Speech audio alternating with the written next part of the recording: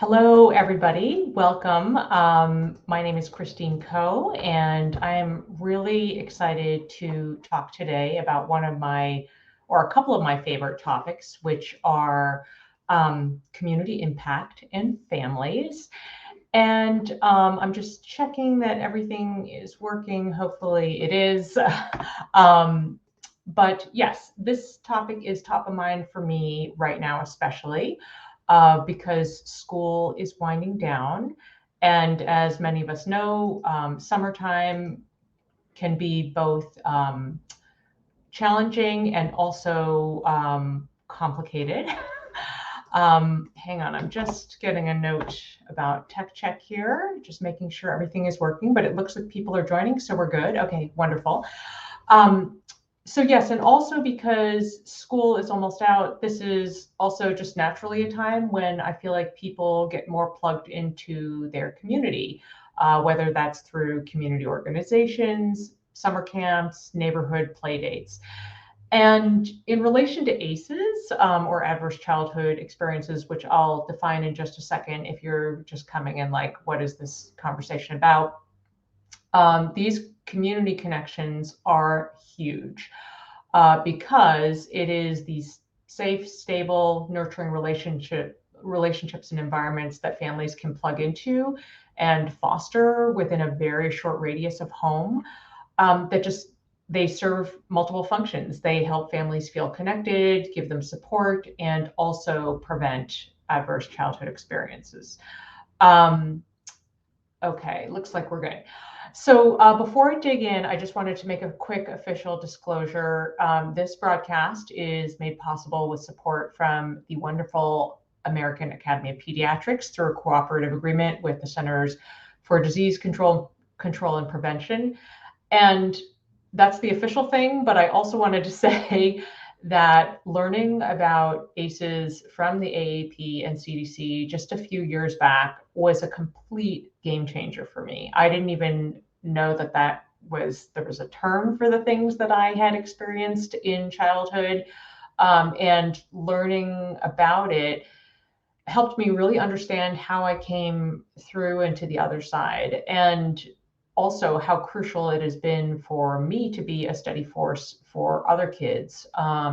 So anyway, they are just wonderful. I'm going to try to level up my Facebook living, and I'm going to just drop some live links. But this first link that I'm dropping or attempting to drop is to the AAP's landing on ACEs to learn more, and then second, the CDC's landing on ACEs. Things are a little slow, but it looks like they're popping up.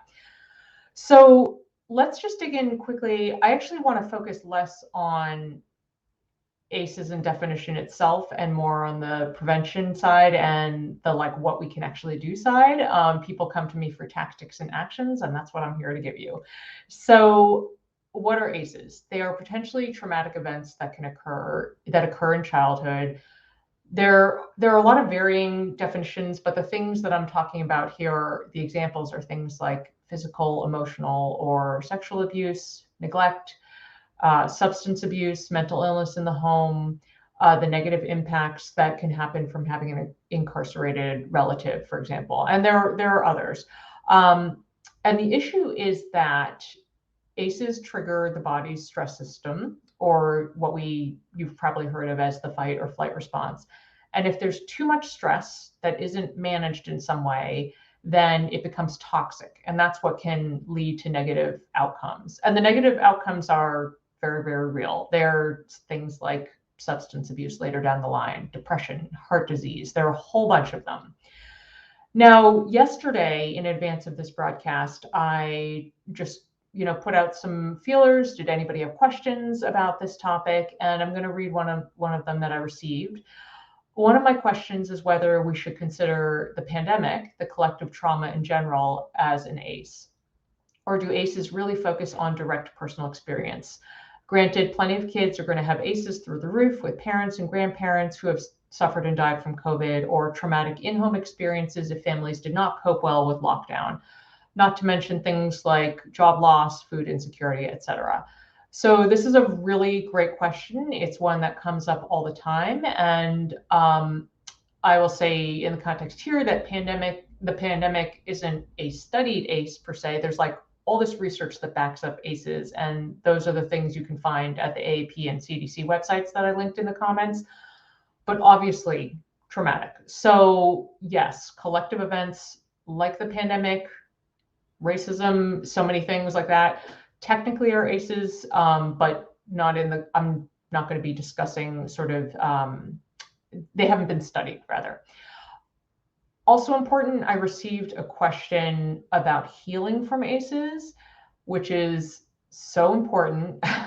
It's beyond the scope of today's conversation, but I did want to note that that was a question I received, and I have a mental pin in this from a future topic. For a future topic, I feel like that's something that would need to be dug in deeper from the other side. So let's talk about prevention, okay? So I know that, as I mentioned, this is a research-backed topic. The potential negative outcomes are devastating and very difficult.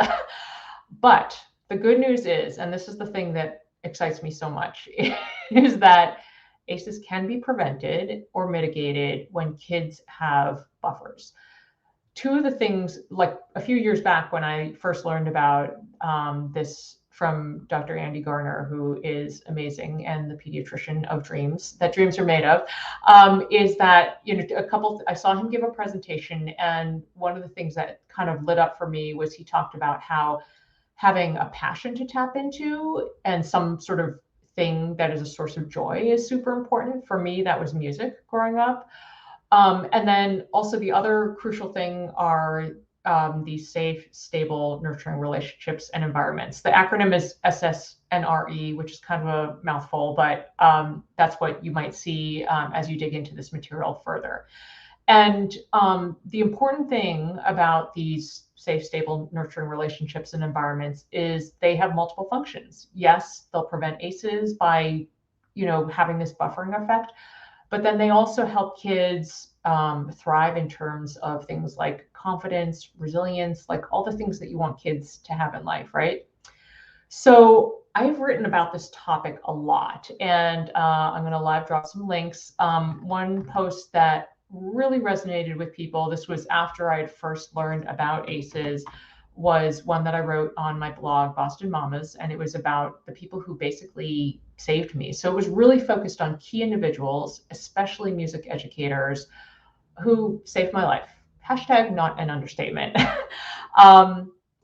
I also wrote a post that is more like actionable. It's like 10 ways to prevent ACEs. So I'm going to link that one up. That's a really good one.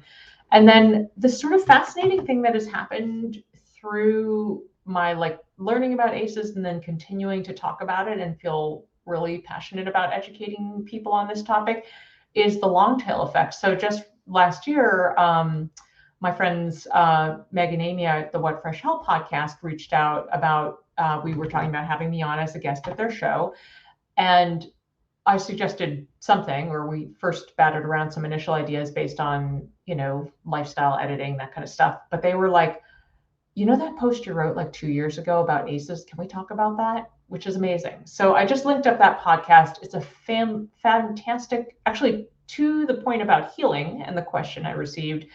It's all about how do you build a family after you yourself have experienced ACEs. So that was a really great conversation, and they're fantastic. So I definitely recommend you tune into that. Okay, so I just want to point out a couple things. First, about these key individuals, you'll hear the term trusted adult all the time. And sometimes that sounds a little ABC after school special, but they are really important. They can take many forms. So it could be a neighborhood family friend. It's really common to talk about a child's teachers or coaches as trusted adults. And I also wanted to point out, though, that your pediatrician is one of those people for you. I've always known this through my work, learning about ACEs, but just last month I was at AAP headquarters for a meeting about this topic. And I just met some seriously amazing pediatricians. and they were awesome, and they are awesome, present tense. And pediatricians can be a listening ear, and they can connect you to local resources you may not know about. So if that has not been in your arsenal, consider. And then the other thing I wanted to mention or just dig into a little bit more is community organizations. As I mentioned at the top of this broadcast, now is the time. If you're like me and a little delayed on summer planning, like maybe next week will be the time, but now is the time when people are really thinking about summer, what the resources are locally, and these organizations are huge. They provide trusted adults and programs that families rely on. And just by doing what they do through established programming, they're creating these positive experiences for kids. They're creating safe spaces for kids. And all of that is helping to prevent ACEs. So it's like this, multi-factor awesomeness that should be taken advantage of. So if you haven't done so already, I can't encourage you enough to tap into community organizations. I jotted a few down so I wouldn't forget them, but things like the YMCA, Boys and Girls Club of America, 4-H, JCC, Scouts, whether that's Boy Scouts, Girl Scouts, Big Brothers or Big Sisters, and also your own city or town community centers, faith organizations, programs. They are rolling out things actively now, probably, especially for summer. So just consider that. Our city is doing a ton of stuff. And as I said, I need to get organized and look into things. And then also in service of prevention, also I should mention, if you have questions about anything I'm talking about or ACEs in general, whatever, drop them in the comments. I know a lot of people come to this broadcast later, so I will keep an eye on the comments and try to get your questions answered by the professionals if I cannot answer them myself. Okay, I want to pivot now and in service of prevention, talk about what is essentially the opposite of ACEs, which are positive childhood experiences. I'm going to take a pause for a minute there because that's really important. Positive childhood experiences. And the important thing I want to underscore, especially because we are living in the age of modern parenting where there's excess, and also I was going to say we're coming out of COVID, but we're not really coming out of COVID. But anyway, people are returning to doing things and wanting to do big things and exciting things. But positive childhood experiences do not reflect big, fancy, expensive anything. In fact, in my opinion, the simple things can be the most powerful things for kids. And these safe, stable, nurturing relationships and environments that I've referenced several times can just be fostered through quality time, moments when you make your kids feel seen and heard, and any of those moments that create little touch points of communication and connection. And they don't have to be deep conversations. They can be silly conversations. In fact, laughter is the best medicine, so silly is good. So I just thought it would be helpful, actually, because I've learned through a bunch of the work that I've done, especially with my Edit Your Life podcast, that people really want the nitty gritty on what it is, how you make things happen. So I wanted to share some examples that play out in my home. All are free. So going to the library to pick out books with my 11-year-old is a great one. City libraries, incredible community organizations, lots of programming. That should be one of your things, one of your go-tos. Cuddle and reading time on the couch with said books. Very, very awesome. Very important. Another one, and I'm going to drop some links as I go here. Another thing that I've been enjoying recently with my teen periodically is doing free yoga on YouTube with Yoga with Adriene. I've been doing her practices for a long time, but now every now and then my teen will join me, and it's really lovely. Right now in particular, I'm from the Boston area, so if you're a sports fan, perhaps this will resonate no matter where you are. But right now in particular, watching Celtics and Red Sox games with my kids has been really fun. Their interest in local sports has picked up, and so it's been really fun to have them learn the rules together along with us. Yes, Tammy is saying, love the clarification Actually, I'm going to hide that now because I can't read it with my eyeglasses. But love the clarification that positive childhood experiences can be simple things and don't have to cost anything. Your child just wants to spend time with you. Yes. So yes, watching sports events on TV has been awesome. People who follow me on Instagram know that I am an avid baker and that I love baking, and also notably that I have never been a great play on the floor with toys with my child kind of parent. Just I don't know, I just kind of it's hard for me. I just get a little bored. So what I've done instead, since they were little, was brought them into the kitchen. So baking or cooking together is just a really good bonding activity for us. We're doing something, we're chatting. Sometimes if we're baking, we're pretending we're on Kids Baking Championship. And actually, fun milestone alert, just last weekend or the weekend before, my 11-year-old Violet made her first cake from scratch. I just dropped a link to the Instagram reel that shows you the process because it's so cool. And it turns out that was the very first cake my older daughter made from scratch. So super, super cool. Another one, this is kind of a silly one, but playing games with our dog. Sometimes the dog is monkey in the middle, or just going for walks with the dog, little simple thing like that. And then another one, technically free, you could do it with any materials you have. I have we have lots of paper and drawing pads and notebooks, but you could do it with whatever. Is that the other week I actually had some travel canceled due to a COVID outbreak at my office. And so I had open space, and I invited my younger daughter to do something we hadn't done in quite a while, actually, which was just doodling. We have these nice micro markers. I'm going to post another link to a video of the fish drawings that we were working on. They were super, super cute, and it was really fun and just relaxing, lovely time together.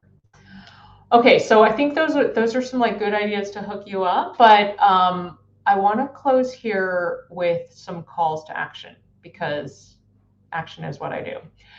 The first one is I want to encourage you to not be afraid to ask for help. I would say I'm not a Pollyanna by any means, but if there is one silver lining about this dumpster fire time that we've been living in the last 2.5 years, it is that struggle has been further normalized, as has leaning on others. So that's a good thing. This is the time. Lean in. Also, and I'm pausing just because I know this can be a tricky one. So just hear me all the way out. I want to recommend you find small ways to take care of yourself. I talk about this all the time on my Edit Your Life podcast. And the reality is, the reason why it's an important call to action for me here, the reality is it is very difficult to provide and sustain these loving, nurturing relationships and environments when you're in the deep struggle. So I wanted to drop 2 more links. One is to an episode. Oh yeah, I recorded this one amidst a challenging news cycle time. There have been a lot of those, but a really challenging one. The episode was called Tiny Moments of Self-Love, and I shared the tiny little things that I was tapping into in order to help me keep going, help me stay grounded. So that's a really good listen. I think it's a quick listen, 15 or 20 minutes. And then the other thing I wanted to drop in here is another Edit Your Life show episode called Simple Everyday Coping Tactics. And I interviewed LMHC Janine Halloran, who is wonderful. And we talked about really simple coping tactics, both to get through the end of the school year, which has been a lot for many families, and also to reset over the summer. And she and I talked actually about, I don't think we named it positive childhood experiences, but we did basically frame that out and talk about what that could look like for families.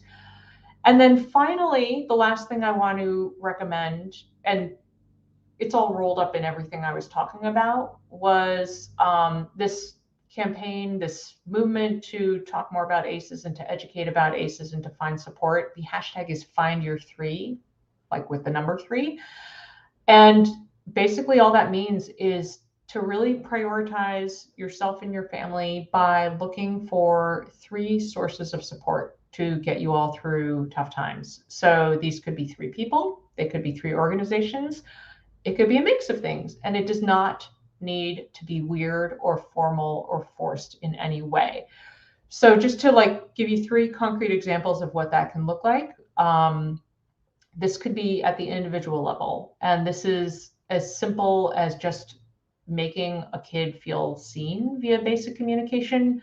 I want to point out in that earlier post I shared about the people who saved me, they weren't stepping in any formal way. They were just encouraging me and supporting me in the things and like showing their confidence in me. So they never actually even knew what was going on for me. It was just they were there to support.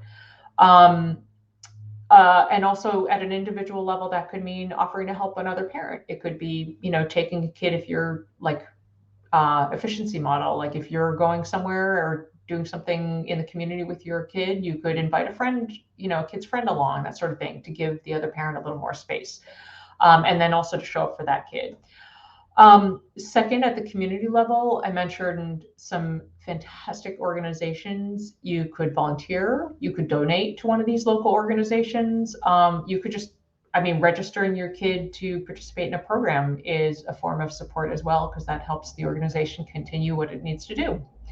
And then finally, and this is like when you're ready to level up, hopefully you are, is to advocate for benefits of programs such as paid family leave, because these are the things that enable parents to be there for their kids. Yes, so if you have any questions at all, please drop them in the comments. I know a lot of people are going to come to this broadcast later. I'm here for you. I have a direct line of communication to the experts who can also get you information you need. So thank you for being here today. Thank you for wanting to help prevent ACEs and build stronger families. And hopefully I'll see you again soon here.